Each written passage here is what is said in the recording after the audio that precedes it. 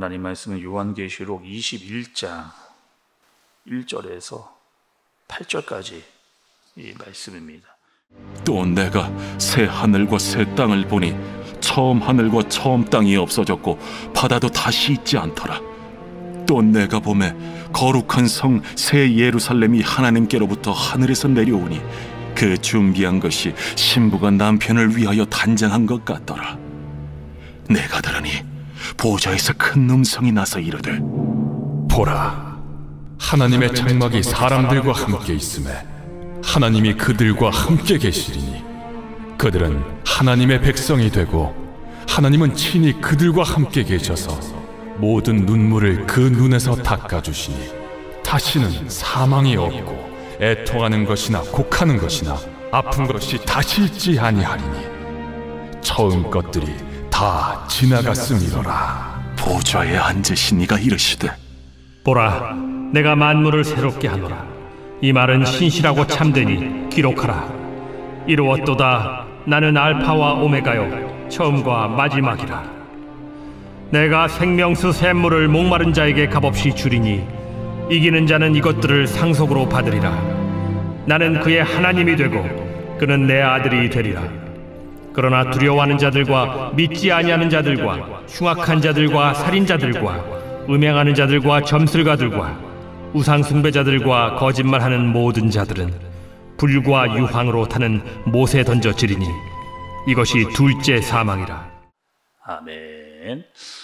우리가 여러분 요한계시록 16장부터 흐름을 계속 이렇게 이어가면서 제가 여러분께 말씀을 드리고 있는데, 어제 말씀 시작에도 그 흐름을 말씀을 드렸습니다. 오늘도 다시 한번 정리를 좀 하고 오늘 말씀으로 좀 들어가도록 하겠습니다. 요한계시록 16장의 흐름은 부터의 흐름은 이랬습니다. 7 대접 심판이 있었어요. 그리고 큰 성 바벨론이 무너지게 됐습니다. 그때의 바벨론은 세상의 악한 시스템이다 말씀을 드렸고, 또 어린 양 신랑 되신 예수님께서 재림하시는 말씀을 우리가 들었습니다. 그리고 사탄이 완전히 소멸되어지는 그 모습도 우리가 말씀을 통해 봤죠. 그리고 큰 자와 작은 자가 나누어지면서 최후의 하나님 앞에 심판대 앞에 모든 사람이 서게 된다라고 하는 말씀도 어제 우리가 들었습니다. 그러면 여러분, 우리는 어떤 사람인가? 여러분, 우리는 어떤 사람들입니까? 장차 어떻게 될 사람들? 하나님의 생명책에 기록되어질 사람들입니다. 오늘 1절의 말씀 여러분 좀 보세요.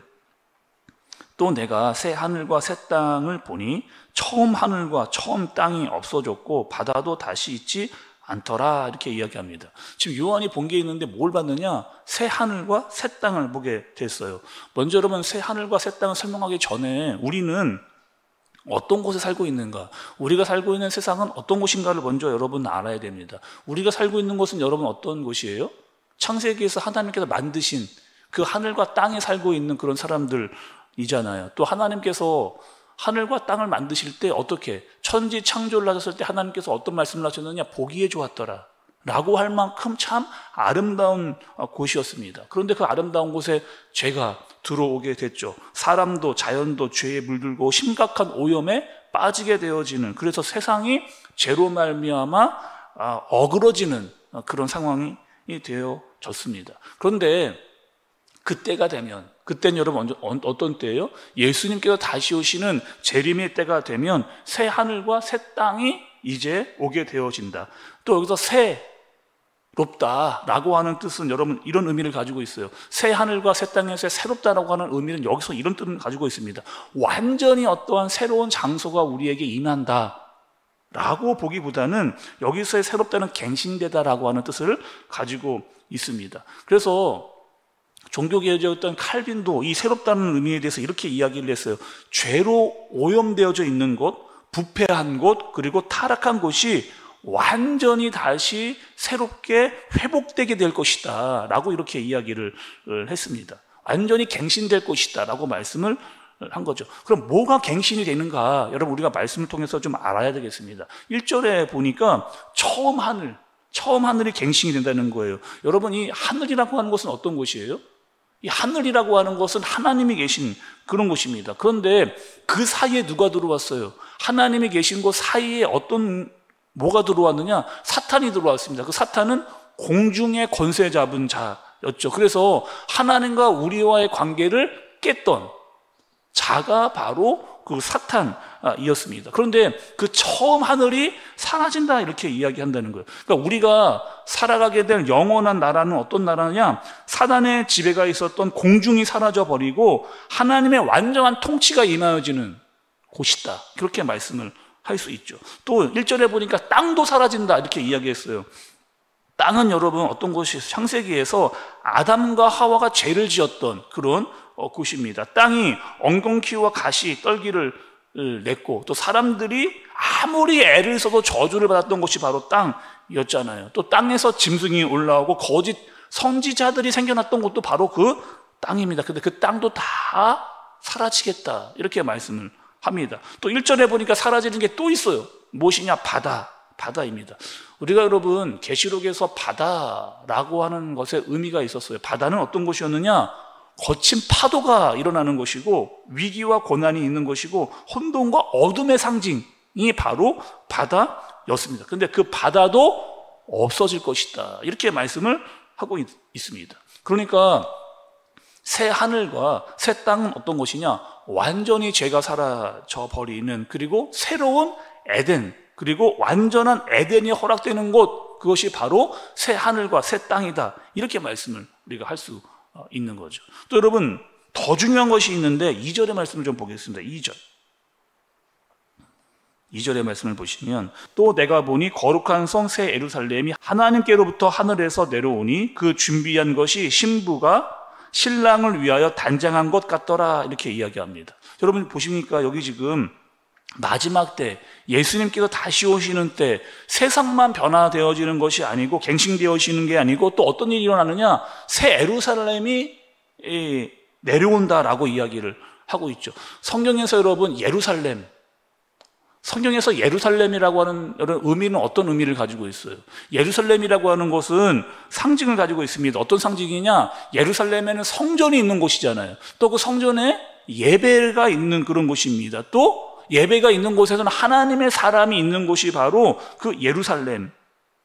그래서 새 하늘과 새 땅을 하나님께서 준비하시고 그곳에 새 예루살렘이 임하게 되어진다. 여기서의 새 예루살렘은 교회와 성도가 내려온다라고 하는 그런 의미를 가지고 있는 거죠. 그러니까 여러분 이런 모습이에요. 마치 신랑이 결혼하려고 집을 준비한 겁니다. 근데 그 집이 너무 아름답고 좋은 집을 준비를 했어요. 말씀해 보면 새 하늘과 새 땅입니다. 그곳에 신랑이 준비한 그 집의 신부를 맞아들이는 그런 모습을 보고 있는 거죠. 그래서 우리가 영원히 있게 될 그 곳, 그리고 그곳에 살게 된 사람들은 누구냐? 새 예루살렘, 새 신부가 되어지는 교회와 성도들을 말씀하고 있는 겁니다. 그러고 보면 요한계시록은 그냥 단순히 심판만을 말하는 말씀이 아니더라. 그리고 심판 받고 끝, 이게 아니더라. 하나님께서 준비한 것이 있더라. 그것은 무엇이다? 새 하늘과 새 땅이고 새 예루살렘. 이것이 바로 하나님께서 요한계시록의 마지막으로 보여주는 가장 큰 클라이막스의 모습인 거죠. 그런다면 이 땅의 교회는 여러분 어떨까요? 이 땅의 교회, 또 그 교회 안에 있는 사람들은 여러분 어떨까요? 교회 안에 있는 사람들은 믿음으로 살려고 하는 사람들이 모인 그런 곳이잖아요. 말씀대로 살려고 하고 또 소망을 가지고 살아갑니다. 그런데 교회 안에 여전히 아직 완전한 교회가 되지 않은 우리 교회, 또 여러 교회들은 어떤 상태들이냐?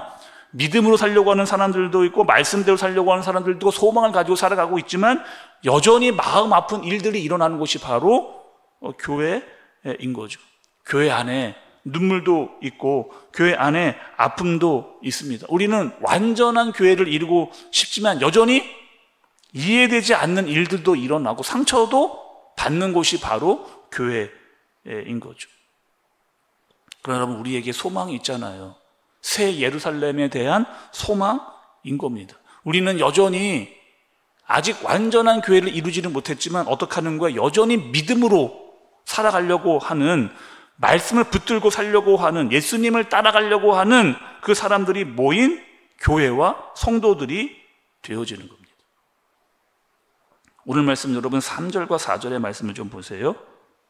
내가 들으니 보좌에서 큰 음성이 나서 이르되 보라, 하나님의 장막이 사람들과 함께 있음에 하나님이 그들과 함께 계시리니 그들은 하나님의 백성이 되고 하나님은 친히 그들과 함께 계셔서 모든 눈물을 그 눈에서 닦아주시니 다시는 사망이 없고 애통하는 것이나 곡하는 것이나 아픈 것이 다시 있지 아니하리니 처음 것들이 다 지나갔음이로라. 이렇게 이야기합니다. 예수님께서 다시 오시는 그때는 예수님께서 우리의 눈물을 닦아주시겠다, 이렇게 말씀하고 계세요. 수고했다, 애썼다 라고 말씀해 주시는 분이 계십니다. 다시는 눈물과 또 사망과 애통과 슬픔이 없다 말씀을 하시면서 신랑 되신 예수님 앞에 서게 되어지는 신부가 있다라고 하는 말씀을 우리에게 알려주시는 거죠. 자, 여러분, 성경은 창세기에서 아담과 하와가 결혼하는 것으로 시작이 됐습니다. 그런데 요한계시록의 마지막은 신랑 되신 예수님과 결혼하는 신부의 모습으로 마치고 있는, 예수님께서 다시 오시게 될 새 예루살렘, 그 교회와 성도들이 만나게 되어지는, 그래서 마치 결혼식을 하듯이 신랑 입장, 신부 입장, 이렇게 하는 결혼의 모습으로 말씀이 맞춰지고 있는 그런 내용인 거죠. 6절의 말씀을 또 좀 보겠습니다. 6절의 처음 부분을 좀 보세요. 또 내게 말씀하시되 이루었도다, 이렇게 이야기합니다. 이루었다. 여러분, 언제 우리가 들었던 말씀이잖아요. 언제 들었던 말씀이에요? 예수님께서 십자가에서 돌아가실 때 다 이루었다라고 떠오르는 그런 말씀입니다. 십자가에서 모든 죄가 완전히 해결되었듯이 새 하늘과 새 땅과 새 예루살렘을 다 이루었다, 완전해졌다, 예수님과 결혼하고 모든 것이 정말 다 잘 되었다라고 말씀을 하시는 거죠. 그래서 우리는 새 하늘과 새 땅과 새 예루살렘을 사모하는 그 마음을 가지고 사는 사람들입니다.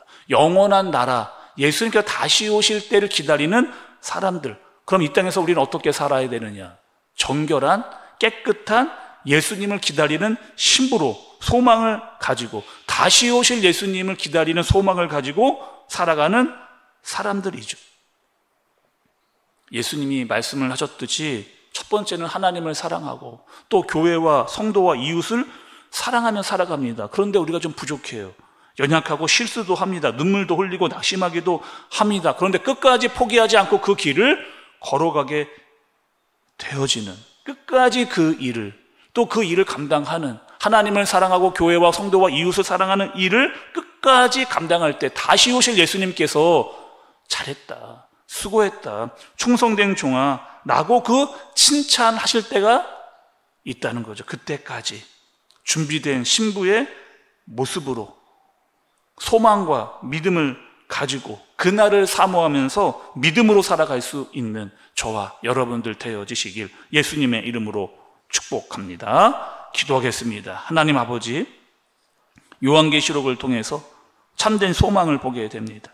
죄 많은 세상, 연약한 모습으로 살고 있는 우리이지만 새 하늘과 새 땅, 새 예루살렘을 소망하며 준비된 신부로 믿음으로 인내로 예수님의 길을 걸어가게 하여 주옵소서. 그리고 예수님 다시 오실 그때에 거룩한 신부로 예수님의 칭찬을 듣는 우리가 되어지도록 믿음과 인내로 거룩으로 살아가게 하여 주옵소서. 예수님의 이름으로 기도드리옵나이다.